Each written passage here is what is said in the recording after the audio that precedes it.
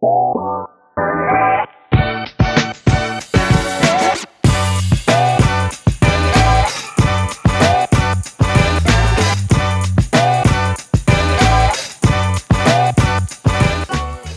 thank you very much for joining us today.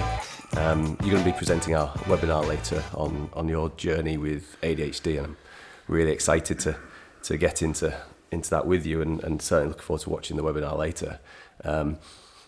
Obviously, you're best known for being the social media genius, the founder of LADbible and Unilad.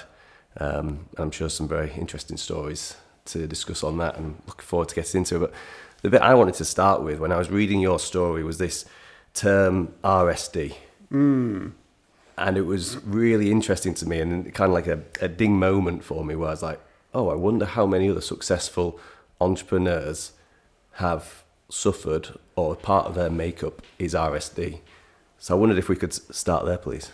Yeah, it's a great place to start. RSD stands for rejection sensitive dysphoria.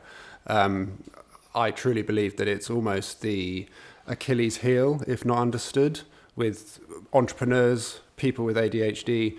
It's essentially a visceral, physiological, instant, incredibly painful reaction to criticism or rejection. It doesn't even need to be a real criticism. It could be perceived, and it feels like someone has punched you in the chest. And it can completely derail your day.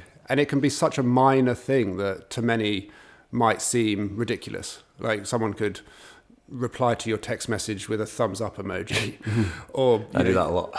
It's the tiniest things which to many, a neurotypical person, they could just shrug off and ignore. But for someone with ADHD, someone who's been exposed to 20,000 more negative comments before the age of 12, that type of person, they're so primed to see and to perceive what many might feel as normal responses as personal attacks. Sure. And it's really hard when you don't understand the effects of RSD and the things you put around yourself as an entrepreneur with ADHD to protect yourself from that trigger, from that pain. And that looks like people pleasing. That looks like saying yes to things that you might not want to do. It can make you really vulnerable as an entrepreneur if you don't have an awareness of this horrible thing called RSD. Yeah. And so it's interesting you say that, 'cause when I was reading it, I was thinking that this must be one of the driving forces behind some successful people. So when I was looking at RSD, I was like, depending on how severe it is this the reason why some people will continue to push when things are hard? Because they must be accepted, they must be successful, because they want someone to say, wow, you're really good at that thing that you choose to do. Exactly, yes. The repellent of that trigger can be a powerful force. It turns you into a huge perfectionist a lot of the time. You strive to do more and more and more because you don't want to upset anyone, you don't want to offend anyone, you want to be approved by those around you, because the slightest disapproval is so physically painful for you that you will go to extraordinary lengths in order to avoid it. But the consequences of going to extraordinary lengths to achieve stuff, to the outsider, it looks like brilliance. It looks like a hugely successful business. It looks like a chart-topping podcast, or a FTSE 100 listed company. But the internal motivation of that achievement is often running away from the fear of this trigger that is instilled in many people because of an early year's overexposure to criticism. Yeah, that's fascinating, isn't it? I suppose it's so aligned with what social media is, though. If you think about social media, is this perfect portrayal of life, which actually isn't real life, because it's like the best moments. We only share our very best moments. So it's crazy how much that is aligned with the discussion we're having here. Let's start at Unilad then. So you're Oxford Brookes was your university. What was the inspiration for Unilad? Where did that come from? The very, very early motivation was a breakup. Okay. Go forward I was always entrepreneurial. I've always started businesses from a really young age. In my first year of university, I was really scared of lectures. Like I went to one lecture, and I had tremendous anxiety in that environment. It goes back to when I was really young. I had my first anxiety attack in a classroom when I was 7. I've always had this like internalized hyperactivity in my mind. I describe it as having 10 highly caffeinated squirrels barreling around in my head. And in some environments, that created a lot of creativity when I was in an environment that I felt comfortable in. But in other environments, like a classroom, it created a huge amount of anxiety when those squirrels didn't have anywhere to go. Yeah, that's interesting. Were you good at school? I did okay in school in terms of my grades, because a lot of my learning and revising for those subjects was done at home. But in the actual school environment, very anxious. I think I think school for many neurodivergent kids was a trauma factory. It's a lot better now, and that's a different conversation. But yeah, very anxious. For me, those squirrels, when I was sat in a classroom, had nowhere to go. And I remember one day the teacher pointed at me and said, "Alex, do you know the answer to this question?" And all of the kids turned and looked at me. And in that moment, my heart rate went. And I remember standing up from the classroom, running out, finding someone in a corridor and saying, "Please call an ambulance, I'm having a heart attack." And then the paramedic reassured me that I wasn't having a heart attack. I was having my first anxiety attack at 7 years old.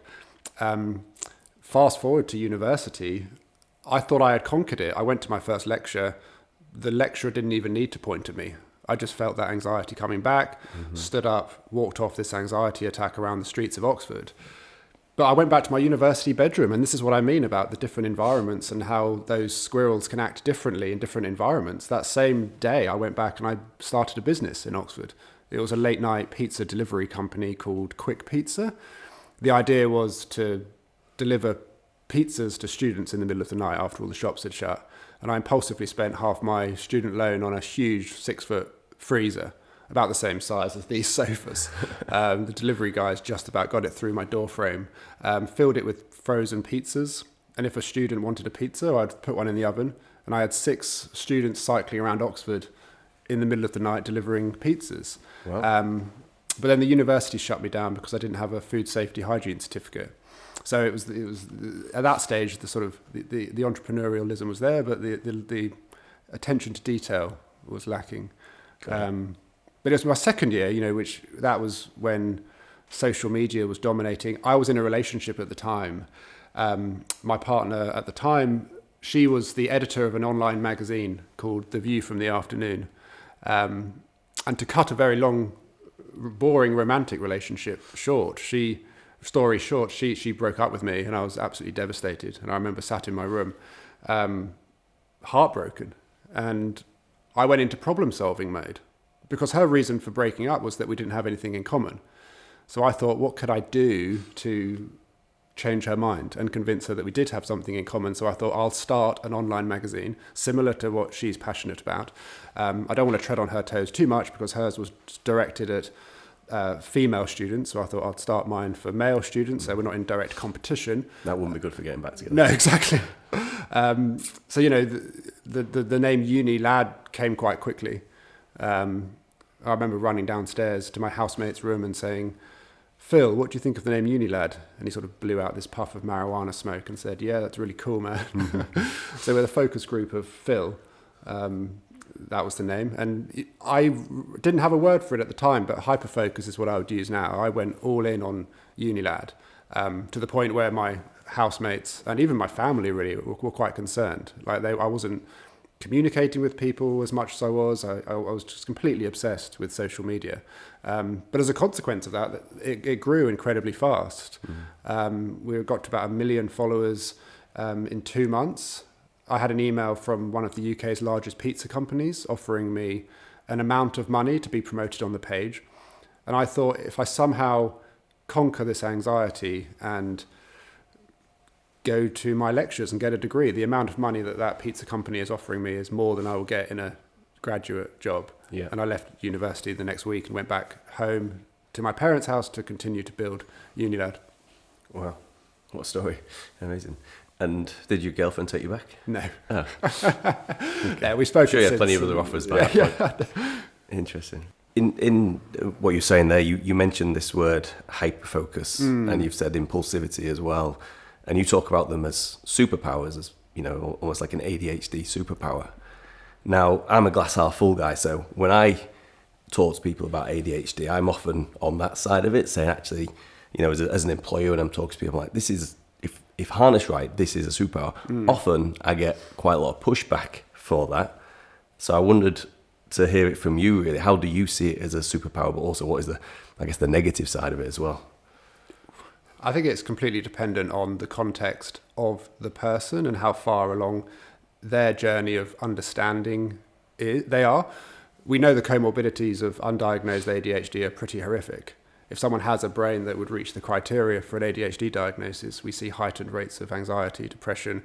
In women, you're 4 times more likely to have an attempt on your own life, which is why I personally wouldn't use a blanket label as superpower. However, I think it can be incredibly powerful when you do understand that you have a brain that works differently and you put scaffolding around yourself to protect yourself from some of the challenges, and you understand how to lean into your strengths. I think ADHD isn't a deficit of attention. I think we have an abundance of it when we find something that truly aligns with what we're truly interested in. Yeah. When someone with ADHD finds their thing, that's an incredible moment, and they will hyper-focus on that thing and they will become world-beating, the best in the world at that thing. Yeah. If anything, I think ADHD is more, sadly, is of a deficit of self-awareness because of years and years and years of masking and pretending to be someone that you're not in order to please other people and escape this horrible reaction to criticism.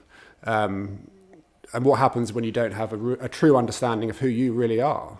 You don't really have the self-information to know what opportunities are a good fit for you and what aren't. Mm-hmm. So you don't know when something comes your way, whether that's a new relationship or a new job or a new hobby. You don't know if the bits of that opportunity are a good fit for you. So you impulsively just start saying yes to everything. You say yes to that new relationship. You say yes to that new job, that new hobby. But if it's not a good fit, if it's not in alignment with who you really are, after that honeymoon period has passed, you'll abandon that hobby. The domain will end in the graveyard of domains that so many people with ADHD have. That relationship you'll leave after a year. That new job you'll get bored of. And this pattern of starting something and stopping something leaves a person who has no self-confidence and no self-belief and ultimately higher rates of anxiety. I think the best management tool for ADHD is really recognizing that it's this deficit of self-awareness and working on your self-awareness as often as you can. Mm-hmm. Because when you have a true understanding of who you really are, then you know what things to say yes to. You know if that hobby is a good fit, if that person that you're deciding whether to start a relationship with is a good fit. And when someone with that knowledge and ADHD meet, then that's when that person with ADHD can be incredibly powerful.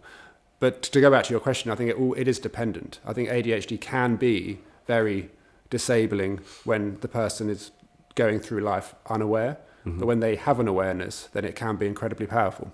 How do people find that awareness? How do they work on that self-awareness? What are the tools? I think you have to ask yourself some really simple questions as often as you can. What happened today that made me happy? What happened today that made me sad? What happened today that I enjoyed? What happened today that I found challenging? And you have to be really honest in those moments. And this could be sat on the end of your bed at the end of the day, in the bath, on driving home after work. Just the honesty, because sometimes the mask, the pretending to be someone else is so entrenched, it's so thick that the answers to those questions can be a mask. But if you ask yourself these questions as often as you can and you're honest, you can build up an arsenal of self-awareness that will give you an edge and enable you to have a better understanding of who you really are. You know, our knee-jerk reactions to stimuli, we have to pay attention to those because there are natural responses to things that happen before our subconscious masked version has a chance to react.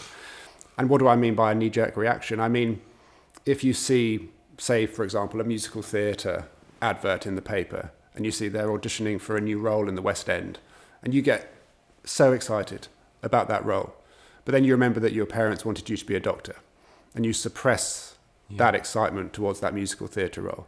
That's what I mean by a knee-jerk reaction. And they'll be individual and different for everyone listening. Yeah. But it's so important to be aware of those and to really pay attention to them and write them down, because that's your inner child screaming out, shouting out, trying to remind you of who you really are and what you really are passionate about. Yeah, I get it. It seems to me, or to reflect back to what I'm hearing here, it's very much around being aligned with your purpose. I was very fortunate. I studied at Harvard Business School, and I went there thinking I was going to be learning all about strategy and detailed finance and understanding how to assess businesses. And do you know what? The number one thing they talked about was around purpose and happiness. And that was probably the one thing I left with was strongest. And it really resonates with what you're saying here, is how do you live a life aligned with your purpose and how powerful that is. When you were setting up Unilad, so it was 2010, I think you set up Unilad. Did that feel like you were doing something which was, that this is the reason I'm here, or was it just an outlet to sort of show the world how great you could be? For me, it was the platform that I became obsessed with, understanding what the algorithms wanted on Facebook. It lended itself perfectly to my type of brain. I didn't know it at the time, but looking back, it's why, pre the social media businesses, there were 20 businesses that I had started throughout my early years up until that point that I had abandoned. But social media, in its very definition, the landscape is ever changing. And with a brain like mine that is allergic to boredom, trying to create a business on a platform, on a landscape that is ever changing, that's such a powerful hack, and almost a prerequisite for someone with ADHD building a successful business. So social media really lent itself to that. It's the same now with my podcast. Each guest is a new person to hyper-focus on, a new person to meet, to interview, to edit, and the episode goes out. And that in itself is a brick. As with the social media brands, each post on social media was a brick. It was a new little brick to fascinate over. And then the episodes for my podcast go out, the social media posts back in 2010 went out, the bricks went out, and they built up, stacked on top of each other to create this wall that was the business. I think it's so important to find the bricks in your business, because otherwise it's so easy for someone with ADHD to go all in at the beginning, move 1,000,000 miles an hour, try and do everything yourself, and within a very short space of time, because we're brilliant at doing lots in a very short space of time, you could be stood in front of this whole really tall wall in the shadow of it, but you have no understanding of how all of the little individual bricks work. And that's a really risky position to be in for an entrepreneur, because you've done loads, but suddenly you're completely overwhelmed because you've built this massive thing in front of you, but you don't really understand how all of the individual components work because you haven't taken the time to really focus on the individual parts. And social media back in 2010 provided those bricks for me subconsciously. I didn't know it at the time. The podcast consciously now does that for me. I think it's so important for entrepreneurs to find those bricks within their businesses. Yeah. Are there lessons that you learned from Unilad that you're now carrying with you into the ADHD Chatter podcast? Oh, massively. It's particularly, it's on social media. It's a war of attention. It's the chance you have to respect someone's attention is the most important thing. Like, you have to respect the end user's attention, because you have a quarter of a second at best to capture someone's attention, because you're competing with 1,000,000 other things in front of them. They're on their phone, they're doing something else in that moment. 80% of my focus on a clip from my podcast or the trailer goes into the first quarter of a second. You've got to get their attention. That's absolutely paramount. Essentially, the psychology of hooks is what I've carried forward from my LADbible days into the podcast. Yeah, I get it. What amazed me when I was listening to the podcast and a number of episodes, you've been doing it for just over 2 years now, I think. Yes. is how well you've managed to balance the clinical expertise with the real life stories, the celebrities. What's that like in terms of trying to balance that? It's a tipping point of people in the ADHD community have often spent years and years and years feeling different and misunderstood. And all they want is a paintbrush of understanding to add colour to their past. And there's two ways to do that. It's hearing somebody sharing a story that is similar to theirs. Nothing resonates more than hearing someone, preferably that you know and look up to, sharing a story that it sounds like you could be looking in the mirror when you're listening to it. It's so soothing to know that you're not alone dealing with the various challenges and strengths that come with having ADHD. So that's the sort of celebrity life story episode aim, to do that. And reading the comments, people really relate to that. People really respond well. They really value those episodes. But on the other side of it, there's I want to know the science behind why I and that celebrity do these things. And that's equally as fascinating.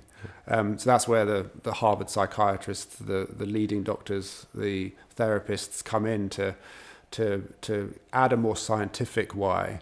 I think you want to add validation through storytelling and through tangible science. It's like when you think you have ADHD and you tell yourself you have ADHD, and that's great. Like, self-diagnosis is very soothing, but when you get the official diagnosis from a psychologist, it also gives you that official validation, because many people with ADHD, we're very self-critical, and we often get imposter syndrome, and we can doubt ourselves. So to hear the scientists, the people that have really studied and made this their life's work, hearing them also explain your past is incredibly validating and soothing. Yeah. I think that kind of goes into, I guess, why you've called your book It All Makes Sense Now, because I've had a number of friends who have had the ADHD diagnosis, and it's very much what they talk about. It's like, I now understand why I was the way I was at school, or why I've struggled in a normal working environment sitting behind a desk. So at what age did you get your clinical diagnosis? 34. 34. And you set up Unilad at the age of 2021, was it? A bit younger? 2010. 2010. So I would have been about 21. Yeah, it's interesting. So I guess when I look at your life from the outside, I see it sort of broken up into these actually quite sort of distinct chunks. You kind of like had your Unilad 2010, 2013, 2017, you had your challenges around the legalities. You very openly talk about your battles with alcoholism. And then the bit I don't think we know much about is sort of 2017 to 2023, when you started your podcast. So what was it that you were doing? You've won your legal battle in 2017. What did Alex do in that period, 2017 to 2023? Yeah, it's quite a hazy part of my life, because the court case was won in 2017, but it took about 2 years to essentially get the payout. Got it. Because it was various legal bits and bobs that had to be tied up. That's an area of my life where I really struggled with alcoholism, and I don't really speak about that much. But that was where I visited hospital the most, because I thought that I was drinking circumstantially during the court case to deal with the stress. You know, I had a reason to binge drink because I had a £20,000 legal bill that had to be paid in 2 days, and I didn't have the money, or I was due in London for a hearing, and I had to face these two guys that I was terrified of. I had a reason. But when I won the court case, you know, when my solicitor said, "Alex, you've won everything," and I fell to my knees and burst into tears, and that was a massive victory, I thought, well, all of my reason for drinking is now gone. But it wasn't. I'm an alcoholic. I didn't know it at the time. I thought I was just drinking to deal with the stress. And I went to Vegas in 2017 at the end of it. It nearly killed me. I was in the bar in Caesar's Palace at 6 a.m. in the morning on my own. My partner was upstairs asleep. She didn't know, doing shots in the casino. Yeah. Which is normal in Vegas. Yeah, true. Yeah. Yeah. I mean, we ended up breaking up on that trip. We got back together, but she realised I was hiding drinking from her.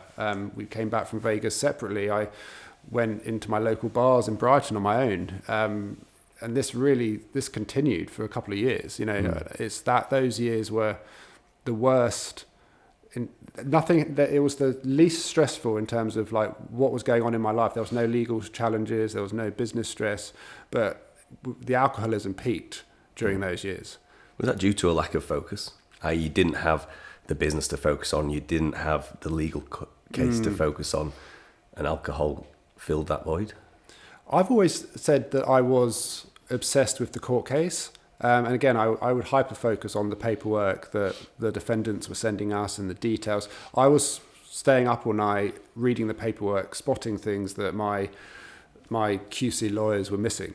The world's most expensive partnership expert barristers were missing. And it was my obsession. And when the court case came to an end, it was, very much. It was like, well, what do I do now? Like, where does my focus go? And, it's a very valid theory to say, it went to drinking because the court case gave me so much stimulation, and when it finished, there was that tap had been turned off, so I'd grabbed the bottle to reach for it then. Really boringly, I played Xbox for about a year and a half. I just completely lost all direction. It's a really uninteresting, probably from the outside, 4-year period, but for me, it was just a period of nothingness. Yeah. I don't really have anything to say about those years other than just if I hadn't stopped drinking, then I don't think I would be here. I guess when I stopped drinking, I really lent on computer games and AA. My relationship failed in those years as well. But also in those years, I met my current partner, Tanya, who we've been together for 6 years now. The best relationship I've ever had. And it was being with her that made me realize that you can have an amazing, successful relationship with ADHD. Going back to your first question, RSD, but when I didn't have an awareness of that, it was really what broke the other relationships apart. It was that thinking everyone's after you and the sort of the arguments that it can cause in relationships when you don't have an awareness of RSD. And do you think for some people the fear of the rejection stops them from being the great person that they can be in that relationship? That's the thing, 100%. RSD, it's not the actual pain when triggered that does the most damage. It's not that. We talk a lot about how painful it is, and when someone criticizes you, it's visceral and it's painful, and it really is, but that's not what does the most damage. It's the things that you don't do in life, how much you hold yourself back, and how much greatness gets suppressed because you're so scared of putting yourself out there in the world. And in relationships, that looks like a lot of the time, unless you truly know the person and you have this communication, you become a bit of a shell of yourself. You sort of tiptoe around, you put their needs ahead of yours. I think it's so important with RSD in relationships to set time aside as often as you can, like as a couple, to talk about a period of time that's passed. It could be every week, and say, this we went out for dinner on Monday, and I was triggered during the main course, and have an awareness of your triggers, so you can go some way to kind of like mitigate your effects in the future to them. Yeah. There has to be a degree of emotional maturity in relationships to want to go on that journey together, and to really approach the more challenging aspects of ADHD with curiosity rather than judgment, and to really question why and want to learn why certain things make you react in certain ways. Because without that emotional maturity, like RSD will end relationships. No doubt. I've no doubt that some of your following are people who are in a relationship with somebody with ADHD, as a diagnosis or suspected ADHD. How, what are the key things that those partners should be doing to try and support somebody with ADHD to make sure it is a successful relationship? It's all about curiosity.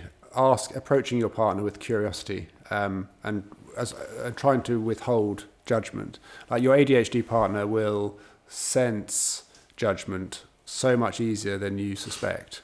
You know, the tiniest flicker of an eye roll or a tiny change of your tone of voice, you know, they're so primed to sense criticism and rejection. If you come home from work and your footsteps are slightly louder, you know, they will genuinely believe that you hate them. Mm-hmm. It's such a tricky minefield.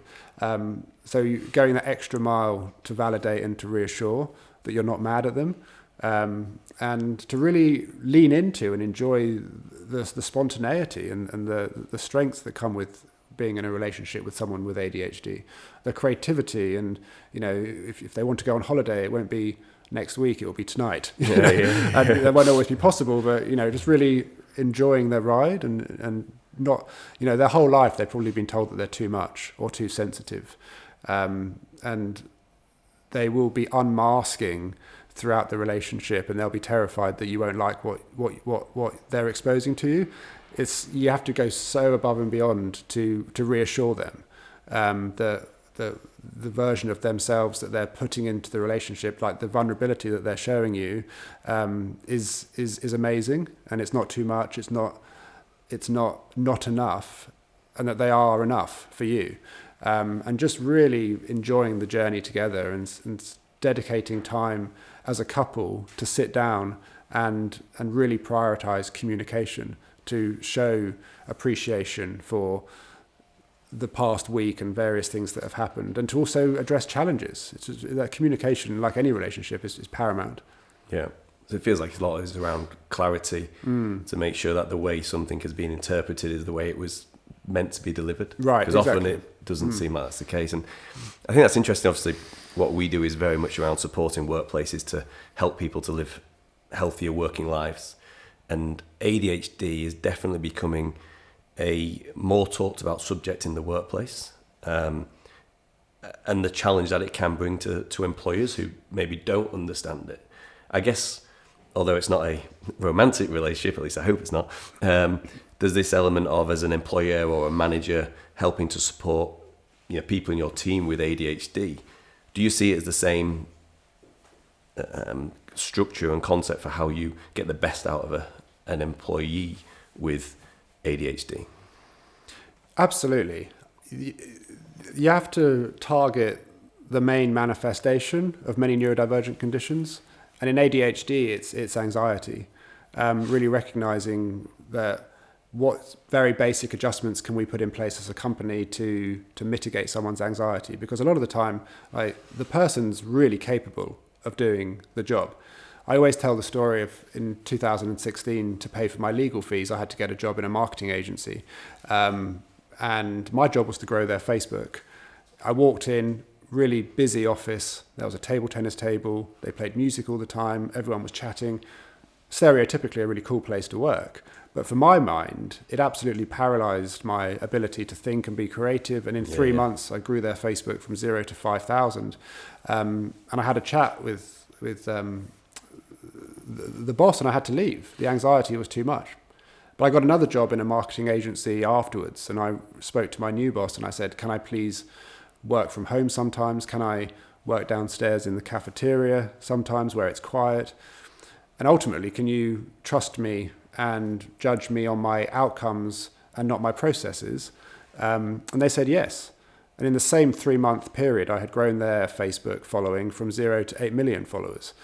And for me, it triggered this fascination of how very basic accommodations to someone's working environment can make such a drastic difference to the trajectory of their outcomes. I think, but, you know, at a fundamental level, allowing flexible start times. If someone wants to come in 10 minutes later so they can avoid being frazzled by the rush hour commute or the underground busyness, and they'll stay 10 minutes later at the end of the day.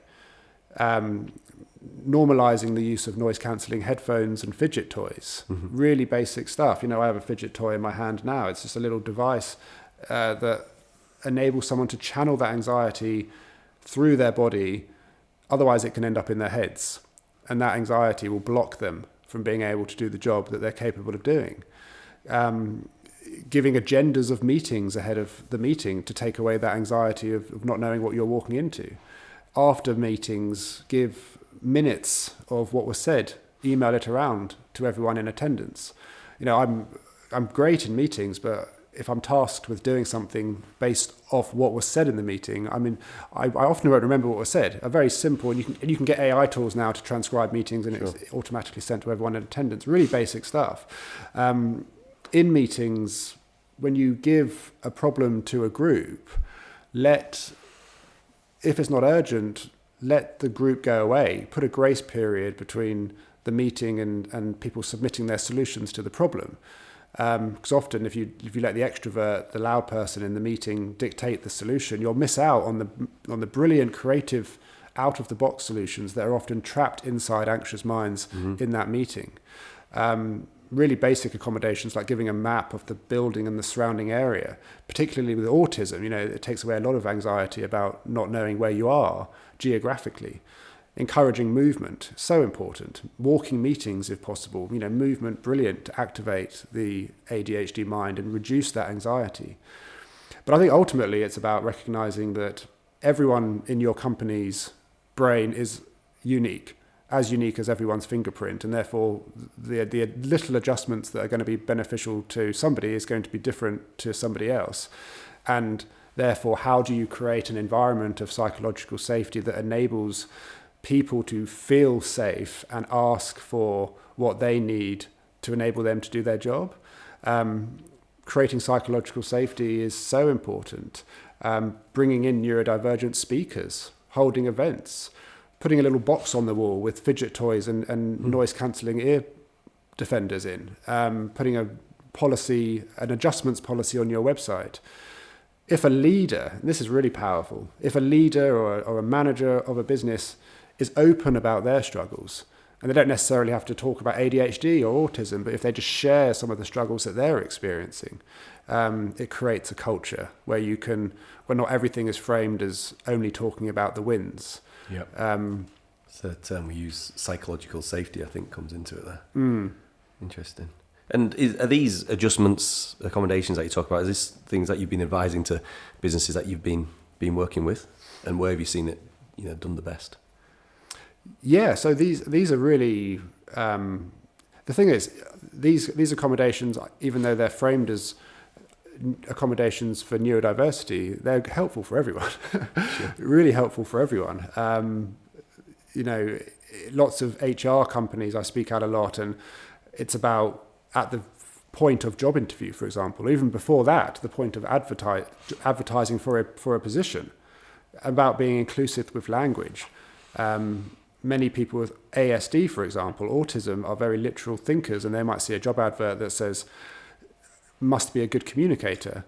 You see that quite a lot in job adverts, but someone who is a literal thinker might look at that and think, well, I'm good at emails, I'm a good communicator in emails, but I struggle communicating in social settings, and because I don't have clarity on what they mean by a good communicator, that will create an anxiety that will put me off from applying for that job, and that company will therefore be missing out on talent.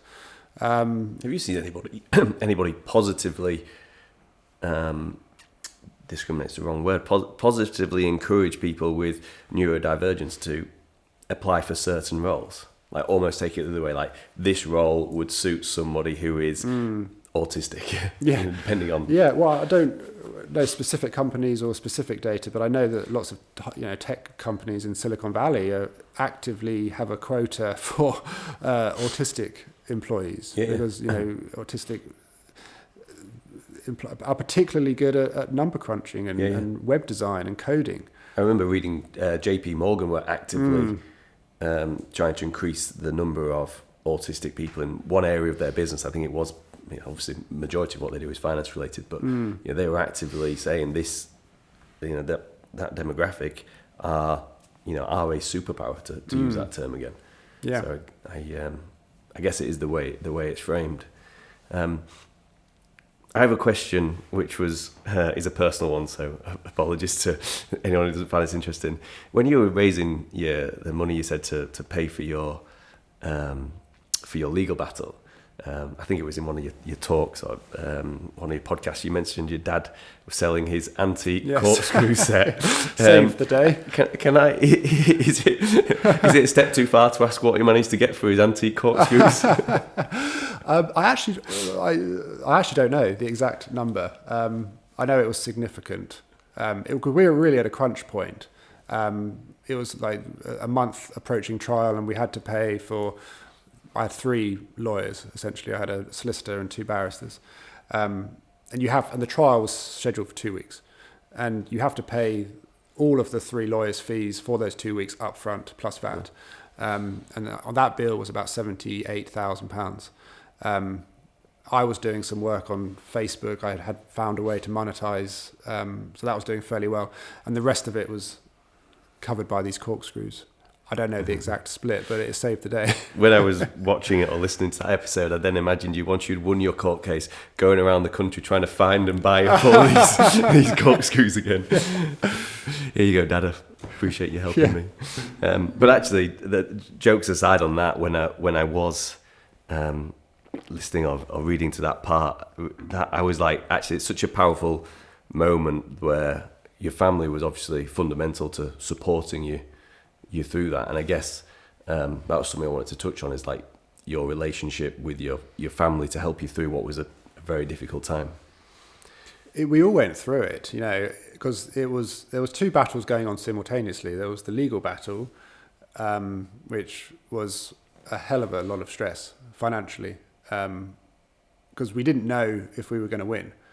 There was always that doubt, even though you're advised that percentage-wise, I think it was 80% chance of victory if you manage to finance it and you get through to trial. But there's always that sort of nagging doubt about, what if I'm wrong? What if I'm in the wrong and what I truly believe that they have done is wrong? What if that thought is incorrect? But simultaneously, alongside the legal battle was my drinking and the additional stress that put on the family. I went to hospital 3 times, and my parents were told by a nurse when I was there with tubes hanging out of me that had Alex had another drink last night, he wouldn't be with us today. This was all happening simultaneously to the court case. During the trial, everyone was terrified that I wasn't going to make it to the courtroom and that I was going to detour, and instead of going to the hotel room to the courthouse, I was going to go to the hotel room and get drunk. Yeah. My mum chaperoned me in the mornings. So we all went through it as a family. They knew my biggest trigger was getting on that witness box and giving evidence, because at that time that was my Achilles heel. That was the confrontation of having to speak in front of these 2 guys that were, they were my biggest fear at that stage. Plus that environment of being stood up in a courtroom with the judge, my legal team, their legal team. It just reminded me of the classroom setting when I was a kid. Yeah. And now I knew that there was this thing called alcohol that could make it all go away, and it's embarrassing to say really, but my mum chaperoned me in the morning to the hotel room, from the hotel room to the courtroom, and got me on that witness box, and we were all there together. So as a family, we went through it on multiple fronts. Yeah, sounds like they were an amazing support. Would you, early on we were talking about impulsivity being one of the key traits of ADHD. Do you think that was one of the reasons why you got into the commercial relationship with the 2 guys that you talked about in 2013 in Unilad, that then led to the challenges and the court battle, was it? Yeah, one of the ingredients, 100%, yeah. It's more about the RSD. And now I look back through this lens of RSD, I can see the people pleaser within me that was not wanting to let anyone down or offend anyone or cause any conflict or friction whatsoever. So you literally didn't want to say no to this proposition they were making? In that moment, when I was sat on Brighton Pier with them, the least amount of conflict, the least friction was to sign the bit of paper and go home. And the biggest lesson I can say to anyone, if you're an entrepreneur or in any area of your life, is to just reframe that knee-jerk reaction of saying yes to everything to, can I let you know tomorrow? Really basic stuff. And the more you do it, the more you realize no one has a problem by saying, can I let you know tomorrow? Or if it's urgent, can I let you know in an hour? I'll get back to you later on. If I had done that day, if I had just put a break between that moment and getting back to them tomorrow, I would have probably got legal advice. I would have put the bit of paper in front of people. I would have not had been in that immediate pressure of not wanting to offend them. I wouldn't have signed the bit of paper. And in my story, that would have avoided 5 years of legal and emotional battles. It was more the people pleasing element, which I now know was to try and deflect or to push back any chance of being triggered by this horrible thing called RSD. Which the more I realize and learn about ADHD, like everything I do or did kind of rotates around this epicenter of RSD. Yeah, sounds like a very painful lesson, but one that is great for you to be able to share with people today for them to maybe learn vicariously through you rather than themselves. So what would you say is your mission now? So obviously you're speaking a lot about and being a real advocate for ADHD, and you've got, now it all makes sense out as a book in the world to help people. Is that where your purpose and your mission is all focused now, or is there anything else that you're doing? It's all on ADHD.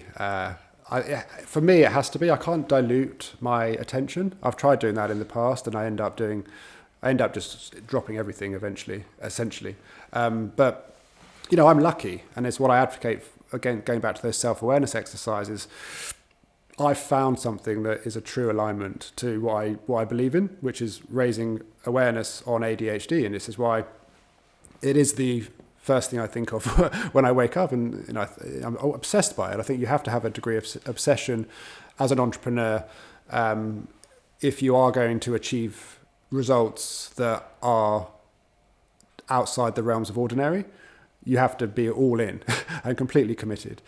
My passion comes from the injustice of what people thought ADHD was when I got my diagnosis, because I Googled what is ADHD, and it said that it is a disorder, neurodevelopmental disorder, and it means you're going to be a liability, it means you're going to be late all the time, it means you're going to be disorganized. And I just thought, that sounds really depressing. Yeah. And, I acknowledge the struggles because, the struggles are there. But when you understand that you're different and you stop masking and you stop trying to be someone that you're not, then ADHD is creativity and pattern recognition and being calm in a crisis, being entrepreneurial, being resilient, being a brilliant problem solver, being able to see patterns that other people miss. All of these things make someone a tremendous asset to society and the workplace. The motivation comes from, because I've spoken to so many people in the community, and when you're not living a life in line with who you really are, when you don't have an awareness of that you have ADHD, tragically ADHD is also really, for a lot of people, years and years and years of being told that they're too much or too sensitive or not enough, not understanding why they appear to put on this mask and change their entire personality every day because they want to be likable for whoever they're stood in front of, and not being true to themselves. It's not understanding why the tiniest criticism is so physically painful for them, and the things they put around them is causing so much damage.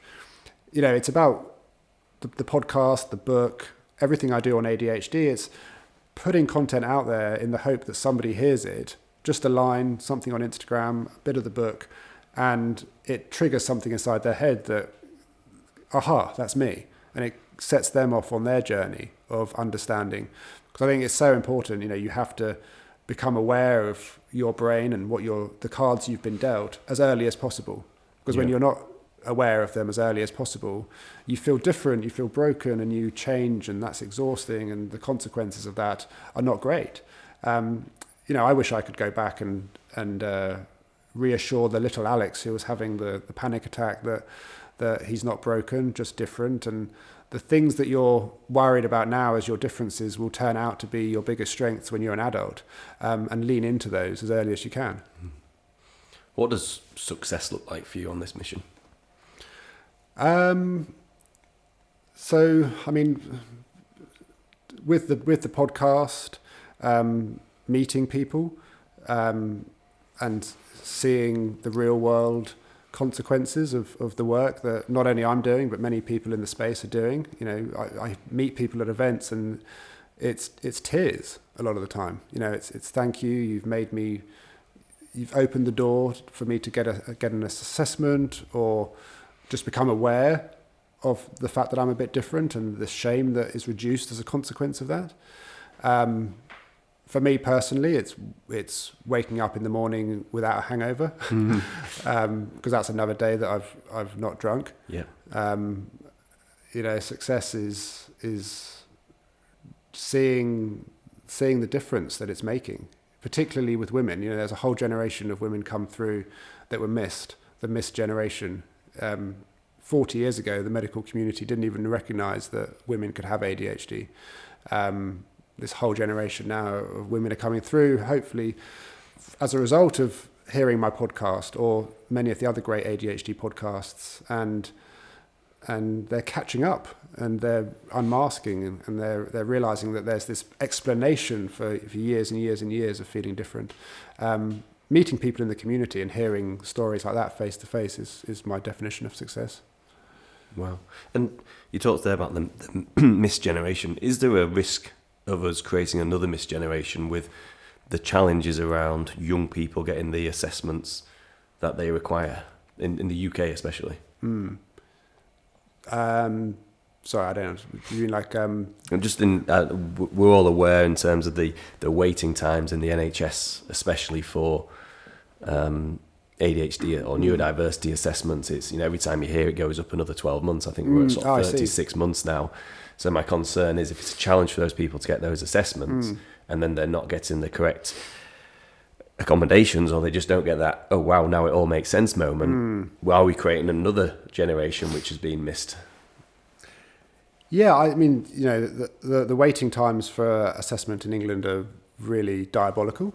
I went private, which a lot of people are doing, you know, and it's not that they can afford it, it's they're making sacrifices in other areas to pay the 800 quid, whatever it is, to get a private assessment. There's that sort of level of desperation at that stage. Yep. I think even having an awareness pre-diagnosis is very beneficial, because you don't always need the diagnostic stamp, if you like, to go kinder on yourself and to give yourself an explanation, and to recognise that, you know, the number one advice for all of this stuff really is to never worry alone. Never think that you're the only person who's dealing with the strengths and the challenges that come with having a brain that's slightly different. 20% of people are neurodivergent under the umbrella of ADHD and autism and dyspraxia and dyscalculia and OCD. It's about 6% of people would reach the diagnostic criteria for an ADHD diagnosis.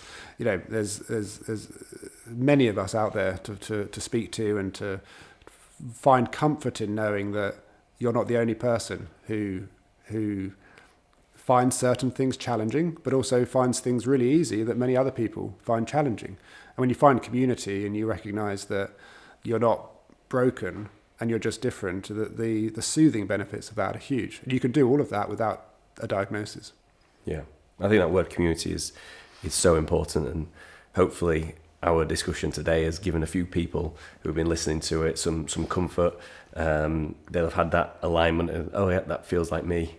It makes sense. So I would like to thank you for your time today. It's been a really insightful conversation. I've really enjoyed it, and thanks for the great work that you do and continue, because it's making such a difference in the world. It's a pleasure. Thank you very much for the invitation.